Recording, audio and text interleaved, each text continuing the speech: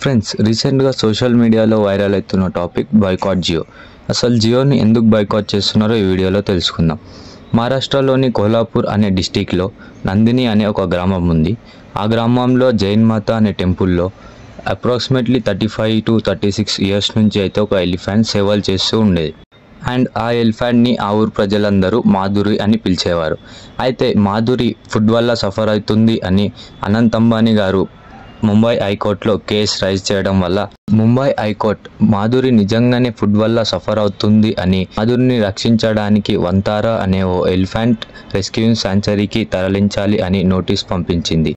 And ఈ Vantara elephant శాంక్చురీని establish చేసింది Reliance foundation కావడంతో రిలయన్స్కి సంబంధించిన అన్ని వస్తువులను ఆ ఊరి ప్రజలైతే బాయ్కాట్ చేయడం జరిగింది. అండ్ నందిని విలేజ్ గ్రామస్తులు ఎన్నో ప్రొటెస్ట్ చేయడం ద్వారా మళ్ళీ వంతారా నుంచి ఆ ఎలిఫెంట్ని రిటర్న్ పంపించాలి అని వంతారా అఫీషియల్స్ అయితే నోటీస్ పంపించారు.